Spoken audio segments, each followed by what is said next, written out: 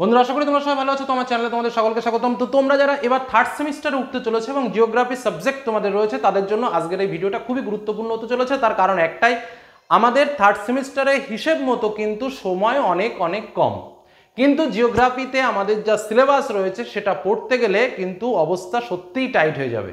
একজন geography teacher হিসেবেই আমি বলছি, কারণ যা সিলেবাস এবং যে পরিমাণে শর্ট কোশ্চেন রয়েছে, সমস্ত বিষয়কে যদি আমরা লক্ষ্য করি তাহলে আমাদের প্রচুর প্রচুর পড়াশোনা করতে হবে। এটা হলো প্রথম কথা, যার জন্য তোমাদের একটাই কথা বলবো যে একদম সময় নষ্ট নয়, একদম সময় নষ্ট নয়, কারণ শর্ট কোশ্চেনের অভাব নেই এবং বিষয় অনেক অনেক বেশি। হিসেব মতো যা বিষয় দেওয়া আছে তা 1 বছর কেন 2 বছর টাইম লাগলেও ঠিক কমপ্লিট হওয়ার কথা নয়, কারণ এত এত বিষয়গুলো রয়েছে আমাদের এই থার্ড সেমিস্টারে। দেখো, ব্রড কোশ্চেন একটু বানিয়ে লেখা যায়। ধরো সাপোজ এখানে রয়েছে কি, ধরো পরিবহন ও যোগাযোগ, বললো রেলপথে দুটি সুবিধা কি দুটি অসুবিধা কি, এটা আমরা কিন্তু 2 লাইন নিজেরাই লিখতে পারবো। কিন্তু যদি একটা প্রশ্ন আসে যে রেলপথ, এই রেলপথটা কোথায় আছে, ন্যানো গেজ কোথায় আছে, ব্রড গেজ কোথায় রয়েছে, কোথায় প্রথম চালানো শুরু হলো, বর্তমানে এই রেলপথ কোন লাইনে চলছে, সব থেকে বড় রেলপথ কি, সব থেকে ছোট রেলপথ কি, ভ্যারিয়াস টাইপস অফ কোশ্চেন, অর্থাৎ প্রচুর টাইপের কোশ্চেন আছে। ব্রড টাইপের কোশ্চেন পড়াটা কিন্তু অনেক অনেক সহজ, কিন্তু শর্ট টাইপের কোশ্চেন এবং যে ওপেন শর্ট সেটা কিন্তু নয় যে না শুধু আমাকে এমসিকিউ প্রশ্ন দিল আমি এমসিকিউ প্রশ্নের উত্তর করে দিলাম, না সেরকম কিন্তু নয়। বিভিন্ন টাইপসের শর্ট কিন্তু আমাদের পরীক্ষাতে আসবে, বিভিন্ন এমসিকিউ প্রশ্ন, কিন্তু সেই এমসিকিউ প্রশ্নের মডেলটাও কিন্তু বিভিন্ন রকম। টোটাল আলোচনা কিন্তু আজকের এই ভিডিওতে হবে। প্রয়োজনে ভিডিওটা সুন্দর করে বোঝার চেষ্টা করো, কোথা থেকে কিভাবে কি আমাদের পড়তে হবে, কোন নিয়মে পড়তে হবে, কোন নিয়মে আমাদের প্রশ্ন আসবে, সমস্ত কিছু এই ভিডিওতে তোমাদের সামনে আলোচনা করব। এবং আজকের এই ভিডিও দেখার পরে আমি মনে করব যে তোমাদের সিলেবাস নিয়ে যে আমাদের কি কি পড়তে হবে, কোথা থেকে কি প্রশ্ন আসবে বা আমাদের কিভাবে পড়া উচিত, এই বিষয় নিয়ে তোমাদের আর কোনো প্রশ্ন থাকবে না। তারপরে যথারীতি আমাদের যে ক্লাসগুলো রয়েছে সেই ক্লাসগুলো ফলো করবে, তাহলে দেখবে জিওগ্রাফি নিয়ে কোনো রকম টেনশন তোমাদের থাকার কথা নয়। চললাম মূল আলোচনায়। আমাদের third semester class 11 second semester pass হয়ে যাওয়ার পরেই আমাদের থার্ড সেমিস্টার যথারীতি পরীক্ষা শেষের পরেই আমাদের ক্লাস শুরু হয়। এবার 35 মার্কস আমাদের জিওগ্রাফিতে রয়েছে থার্ড সেমিস্টারে, মাথায় রাখবে। এইবার এই 35 মার্কসের মধ্যে আমাদের মূলত প্রধান 3টে পার্ট রয়েছে, মানে 3টে বিষয়। 1 নম্বর বিষয় আমাদের রয়েছে প্রাকৃতিক ভূগোল, যেটা আমরা ছোটবেলা থেকে পড়ে আসছি। 2 নম্বর বিষয় রয়েছে মানবীয় ভূগোল এবং 3 নম্বর বিষয় রয়েছে ভারতের ভূগোল, অর্থাৎ ইন্ডিয়ান জিওগ্রাফি। এবার একটা মজার বিষয় তোমাদের বলি, যারা মাধ্যমিকে জিওগ্রাফিটা খুব ভালোভাবে পড়েছো তাদের অনেক অনেক বেনিফিট হবে, কারণ মাধ্যমিকের অনেক বিষয় রয়েছে যেটা কিন্তু আমাদের এই থার্ড সেমিস্টারে রয়েছে। এটা মাথায় রেখো, যারা মাধ্যমিক জিওগ্রাফিতে ভালো পড়াশোনা করেছো তাদের বলতে পারি 40% জিওগ্রাফি সিলেবাস প্রায় কমপ্লিটই আছে, শুধু রিভাইজটা দিতে হবে, কিছু কিছু এক্সট্রা প্রশ্ন রয়েছে সেগুলো পড়তে হবে। দেখেছো, প্রথমেই বলেছি যখন মাধ্যমিক দিয়েছো যে ভালো করে পড়াশোনা করো, যারা পড়াশোনা করেছো তারা স্টার্টিংয়েই কতটা এগিয়ে থাকলে, আর যারা ফাঁকি মেরেছো তাদের কতটা এক্সট্রা পড়াশোনা করতে হবে, বুঝতেই পারছো। তো চলো, প্রথম প্রাকৃতিক ভূগোলের ও মৌলিক বিষয় যেগুলো রয়েছে এখান থেকে আমাদের 15টা মার্কের প্রশ্ন আসবে। কত মার্কের প্রশ্ন আসবে? 15 মার্কের প্রশ্ন এই পার্টটা থেকে আসবে। কিন্তু এই 15টা মার্ক দেখতে সহজ মনে হলেও অর্জন করতে গেলে মোটামুটি আমাদের যথেষ্ট পড়াশোনা করতে হবে, যথেষ্ট। নর্মাল পড়াশোনাতে কাজ হবে না, প্রথম থেকে বলছি, নর্মাল পড়াশোনাতে কিন্তু কাজ হবে না। ভূসংস্থান প্রথম যে পার্টটা রয়েছে, কখন কোন সময় কোন রকম ভূ প্রকৃতির উদ্ভব হলো, এই ভূপ্রকৃতির উদ্ভব নিয়ে বিভিন্ন ভৌগোলিকরা কি বলেছেন এবং কোন ধরনের ভূমিরূপ তৈরি হয়েছে সেই ভৌগোলিকদের বর্ণনা, এই চ্যাপ্টারটা পড়তে গেলে যখন আমরা অনার্সে পড়তাম তখন আমাদের মাথা বিগড়ে যেত, মনে থাকতো না ঠিকঠাক। বিশেষ করে উক্তি, এই উক্তি কে বলেছেন, এই উক্তি কে বলেছেন, এই উক্তি কি বলেছেন, এই পার্টটা সত্যি আমাদের পড়তে সব থেকে বেশি কষ্ট হবে, কারণ আমাদের মনে রাখতে হবে। কিন্তু যেহেতু ফার্স্ট অংশ, আমরা বারবার বারবার রিভাইজ দেবো, যত রিভাইজ দেবো তত ভালো করে পড়বো। আর আমরা তো পুরো এখানে যে 1 2 3 যে কটা অংশ রয়েছে প্রত্যেক অংশ থেকে স্পেশাল শর্ট তোমাদের জন্য শেয়ার করবো, একদম স্পেশাল শর্ট রেডি করে করে শেয়ার করবো তোমাদের জন্য। তোমাদের কাজ শুধু সেগুলো রেডি করে পরীক্ষার হলে যাওয়া, ঠিক আছে? আজকে সিলেবাসটা বুঝে নাও। দ্বিতীয় পার্ট রয়েছে ভূমিরূপ গঠনকারী প্রক্রিয়া সমূহ। এই ভূমিরূপ গঠনকারী প্রক্রিয়া সমূহের মধ্যে কিন্তু অনেক কিছু আছে, অনেক কিছু আছে। নদী, বায়ু, হিমবাহ, আরোহণ অবরোহণ, সমুদ্র তরঙ্গ, হ্যাঁ, মানে অনেক অনেক কিছুই রয়েছে এর মধ্যে। এই পার্টগুলো পড়তে হবে, তার ভেতরে প্রচুর প্রচুর শর্ট কোশ্চেন, ভূমিরূপগুলো থেকে শর্ট কোশ্চেন, কোনটার পরে কোনটা গঠিত হয়, কেন গঠিত হয়, কিভাবে গঠিত হয়, যে কোনো জায়গা থেকে শর্ট কোশ্চেন আসতে পারে। আমাকে যেমন বুঝে পড়তে হবে তেমন মনে রাখতে হবে, দুটো কাজ একবারে করতে হবে। নেক্সট, জলবায়ু। জলবায়ু মানে তো বুঝতেই পারছো, শুধুমাত্র একটা জলবায়ু, জল আর বায়ু, এই দুটোতেই মোটামুটি আমরা কেঁপে যাই।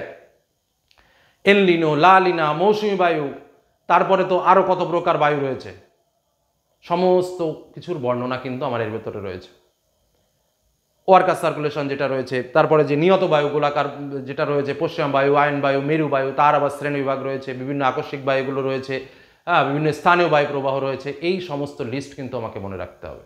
এবং তার সঙ্গে তো অন্যান্য টুকিটাকি প্রশ্নের শেষ নেই, আপেক্ষিক আর্দ্রতা, তারপরে ধরো ইনসুলেশন, এইসব বিভিন্ন বিভিন্ন বিষয়, আমি আর বিষয়ের ভেতরে যাচ্ছি না, সেগুলো যখন অধ্যায়ভিত্তিক আলোচনা করবো তখন বিষয়ে ডিটেলস আলোচনা করবো। নেক্সট যে পার্টটা রয়েছে বায়ুমণ্ডল। বায়ুমণ্ডলের কিছু কিছু অংশ তোমাদের জানা আছে, জোয়ার ভাটা, এই পার্টগুলো তোমরা ছোটবেলায় পড়েছো, কিন্তু বায়ুমণ্ডলের আরো অনেক বিষয় আছে। সমুদ্রের তলদেশ, কেমন ভূমিরূপ, সেই সমুদ্রের তল কোথায় কোন লেক দেখা যায়, মানে হ্রদ দেখা যায়, কোথায় কোন কি বলে উপত্যকা দেখা যায়, মহিষপান, মহিষগান, মহিঢাল, মানে যে স্লোপগুলো আছে সেই স্লোপগুলোর কোনটার কি নাম, কোন সাগরের তলে কোন খাত অবস্থান করেছে। প্রশ্ন দিল মারিয়ানা খাত কোন সাগরে, কি বলতে হবে? আর্ট্রোমা, পূর্তকামা, ফেন্সিনোয়া, সূত্র করে আমি তোমাদের শিখিয়েছিলাম আগে, আবারও শেখাবো। প্রকিউমারি, জাপাটঙ্গা, অর্থাৎ প্রশান্ত মহাসাগরের কিউরাইল খাত, মারিয়ানা খাত, জাভা মানে জাপান খাত, টোঙ্গা মানে টোঙ্গা খাত, মানে প্রশান্ত মহাসাগরে এইগুলো খাত আছে। আর্ট্রোমা, পূর্তকামা, ফেন্সিনোয়া মানে আটলান্টিক মহাসাগরে রোমান্স খাত আছে। আর্ট্রোমা, পূর্ত মানে পুর্তরিকো খাত আছে। আর্ট্রোমা, পূর্তকামা, কামা মানে কামান খাত আছে। ফেন্সি মানে ফ্রান্সিসকো খাত আছে। আর্ট্রোমা, পূর্তকামা, ফেন্সি নোয়া, নোয়া মানে নোয়াম খাত আছে। কোন মহাসাগরে কোন খাত আছে এগুলো মনে রাখতে হবে। কোন মহাসাগরে কোন শৈলশিরা আছে এগুলো মনে রাখতে হবে। প্রচুর প্রচুর পড়ার কাজ রয়েছে। অর্থাৎ বায়ুমণ্ডল। জীবমণ্ডল, অনেক অনেক বিষয় রয়েছে জীবমণ্ডলেরও। বায়োম রয়েছে, বাস্তুতন্ত্র রয়েছে, মানে ইকো সিস্টেম রয়েছে, তারপরে তো আরো বিভিন্ন আনুষঙ্গিক বিষয় যেগুলো রয়েছে, বায়োমাস পিরামিড রয়েছে, তারপরে বিভিন্ন কনসেপ্ট রয়েছে, সেগুলো কিন্তু আমাকে জানতে হবে। এই সমস্ত বিষয়গুলো জানার পর আমার প্রশ্ন আসবে মাত্র 15টি এমসিকিউ। হলো। নেক্সট, মানবীয় ভূগোলের মৌলিক বিষয়। এই দুটো পাঠ সত্যিই খুব সহজ, খুব তাড়াতাড়ি পড়া হয়ে যাবে, কিন্তু কিছু কিছু ডেটা ভিত্তিক প্রশ্ন আছে। ভারতের জনসংখ্যা কত, এই ডেটাটা তো আমাকে মনে রাখতে হবে, এ তো বোঝার কোনো গল্প নেই। হ্যাঁ, যদি বলে কাম্য জনসংখ্যা কি, তখন বোঝার ব্যাপার আছে। কার্যকারী জনসংখ্যা কি, বোঝার ব্যাপার আছে। নির্ভরশীল অনুপাত কি, বোঝার ব্যাপার আছে। মানে এটা সংজ্ঞা সহ দিয়ে দিল যে এটাকে কি বলা হয়, নির্ভরশীল অনুপাত, এই অপশন দিয়ে দিল, তখন কিন্তু আমার বোঝার ব্যাপার আছে। কিন্তু যখন আমাকে ডাইরেক্ট প্রশ্ন, মানে তথ্যভিত্তিক প্রশ্ন, তখন কিন্তু আমাকে মনে রাখতে হবে, যার জন্য হার্ড অ্যান্ড সলভ পড়াশোনা করতে হবে, এটাই কিন্তু কাজ। তো জনসংখ্যা, জনবসতি, মানবীয় ভূগোল থেকে আমাদের 12 মার্কের প্রশ্ন আসবে। এইটা হচ্ছে আমরা শান্তির জায়গা আমাদের, মানে কম পড়ে তাড়াতাড়ি করে অর্জন করতে পারবো আমরা এই মার্কসটা। 3 নম্বর পার্ট যেটা হচ্ছে ভারতের ভূগোল। ভারতের ভূগোলে দেখো কি কি রয়েছে, আমি আগে দেখিয়ে দিই। একদিকে রয়েছে ভারতের জনসংখ্যা, জলসম্পদ, খনিজ ও শক্তি সম্পদ, মানে শুধু নাম দিয়েছে খনিজ ও শক্তি সম্পদ, কিন্তু খনিজ কি কম প্রকার আছে আর শক্তিও কি কম প্রকার? হ্যাঁ, কয়লা, জলবিদ্যুৎ, তারপরে তোমার মানে যা কিছু আছে সব রয়েছে বর্ণনায়।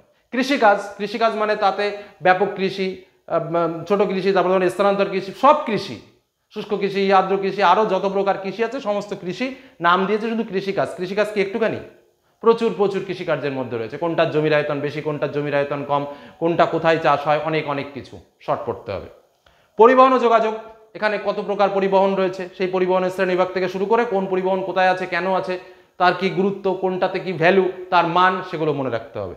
আর বাণিজ্য অর্থনীতি, এখানে কিছু টিকা আছে এবং সেই টিকার সে মান বিষয়ক, কখন কি বাণিজ্য করা হয়, কখন কি অর্থনীতি সম্পর্কে কিছু কিছু পরিকল্পনার বিভিন্ন বিষয়গুলো আছে, সেই বিষয়গুলো পড়তে হবে। এই হলো আমাদের টোটাল জিওগ্রাফি সিলেবাস বা চ্যাপ্টার। তো তার মধ্যে যেটা বলছিলাম, মানবীয় ভূগোল থেকে 12 মার্ক, আর স্বাভাবিকভাবে তাহলে আমাদের কত হলো? হ্যাঁ, আর এই যে ভারতের ভূগোল যেটা রয়েছে এটা থেকে আমাদের 8 মার্ক। এই 15 মার্ক প্রাকৃতিক ভূগোল, 12 মার্ক হচ্ছে মানবীয় ভূগোল, আর ভারতের ভূগোল হচ্ছে 8 মার্ক। এই সব মিলে হচ্ছে আমাদের 35 মার্ক।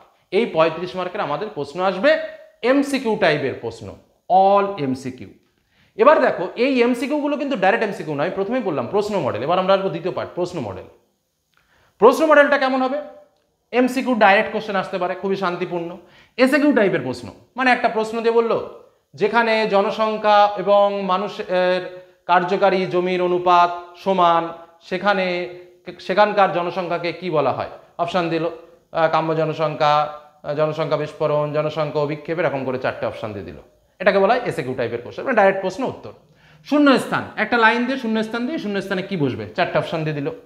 ডান স্তম্ভ বাম স্তম্ভ এরকমভাবে দুটো স্তম্ভ দিল, কোনটার সঙ্গে কোনটা মিল হবে, নিচে 4টে অপশান দিল এ বি বি সি এরকমভাবে অপশান দিয়ে সেটা থেকে ডান স্তম্ভ করতে হবে।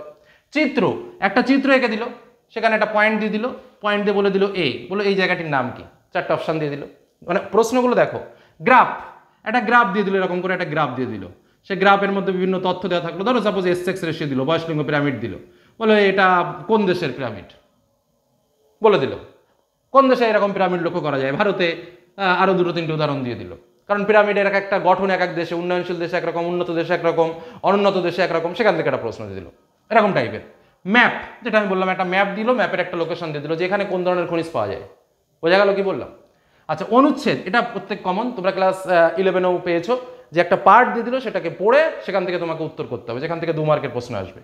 কোনটি ঠিক ভুল, একটা লাইনে 3-4টে লাইন তুলে দিল, সেই 3-4টে লাইনের ভেতরে বললো যে কোনটি ঠিক, মানে 3টে ভুল আছে একটা ঠিক আছে, তোমাকে সেই ঠিকটা লিখতে হবে, এটাও এমসিকিউ। বা 4টে লাইন দিয়ে দিল, তার মধ্যে 3টে ঠিক দিল, একটা ভুল দিল, বললো কোনটি ভুল, তোমাকে সেটাও কিন্তু একটা এমসিকিউ। দাবি ও কারণ, একটা কারণ দিল বা একটা বিষয় বললো, তারপরে বললো এর প্রধান কারণ কোনটি, 1 2 3 4 বলে 4টি কারণ দিয়ে দিল, তার মধ্যে প্রধান কারণ কি সেটা বের করতে হবে। আর একটা হচ্ছে বিবৃতি, এখানেও তাই, একটা লাইন দিল, তার বিবৃতি 4টে দিয়ে দিল, তার মধ্যে কোনটা কি। এই যে টাইপসগুলো বললাম, মানে 1 2 3 4 5 6 7 8 9 10, এই 11 প্রকার প্রশ্ন কিন্তু তোমরা পরীক্ষাতে পাবে। 35টা মার্কের জন্য 11 টাইপসের এমসিকিউ প্রশ্ন তোমরা পরীক্ষাতে পাবে। যথারীতি পরীক্ষার সময় বেশি লাগবে, বুঝে উত্তর করতে হবে। এই হলো আমাদের সিলেবাস, এই হলো আমাদের প্রশ্ন মডেল। বোঝা গেল কি বললাম? এবার আসবো পরের পার্ট, সাজেশন। সাজেশন, যেটা হচ্ছে আমাদের সব থেকে ভয়ঙ্কর বিষয়, কারণ এই শর্ট টাইপের প্রশ্নে সাজেশন পড়তে গেলে সে ভয়ঙ্কর বিপদে পড়বে। এটা হলো প্রথম কথা, একদম নির্দ্বিধায় বলতে পারি, নির্দ্বিধায় নিঃসন্দেহে বলতে পারি। কারণ এটা ব্রড টাইপের প্রশ্ন নয় যে কেউ সাজেশন আমরা রেডি করে দেবো, তোমরা কমন পেয়ে যাবে। সারা বছর পড়তে হবে। আমরা বলতে পারি এগুলো ইম্পর্টেন্ট, পাঠ্য বইকে খুঁটিয়ে পড়তে হবে, পরিষ্কার কথা। হ্যাঁ, বলতে হবে স্যার কোন পাঠ্য বই কিনবো, আমি তোমাদের বলেই দিই, মোদকের পাঠ্য বইটা তোমরা কিনতে পারো, যথেষ্ট স্ট্যান্ডার্ড বই করেছে, যথেষ্ট স্ট্যান্ডার্ড বই, যথেষ্ট ভালো বই, ঠিক আছে। আচ্ছা, যাই হোক, সে বই নিয়ে পরবর্তীতে একসময় আলোচনা করা যাবে। আমার কাছে ওটা বেশ ভালো লেগেছে, ব্যাস এক কথায় শেষ। খুঁটিয়ে পড়ো, খুঁটিয়ে পড়ার চেষ্টা করো, খুঁটিয়ে পড়ার চেষ্টা করো, ঠিক আছে। আর একটা কথা, যেটা আমরা যে পার্ট ওয়াইজ প্রত্যেকটা পার্টের থেকে যে প্রশ্নগুলো তুলে ধরবো এবং যে ক্লাসগুলো তোমাদের জন্য করানোর চেষ্টা করব, সেই ক্লাসগুলো অ্যাটেন্ড করতে হবে, ঠিক আছে। সেই ক্লাসগুলো কিন্তু অ্যাটেন্ড করতে হবে। এই কটা কাজ যদি তোমরা করতে পারো, আমরা চেষ্টা করব তোমাদের জন্য সর্বাঙ্গীন সহযোগিতা করার এবং বিভিন্ন প্রশ্ন শেয়ার করার। আরেকটা কথা বলে রাখি আলোচনার শেষে, এমসিকিউ কোশ্চেন পড়বে না, এমসিকিউ কোশ্চেন পড়বে না, সেটা লাস্ট একদম পরীক্ষা ঠিক আগের মুহূর্তে পড়বে।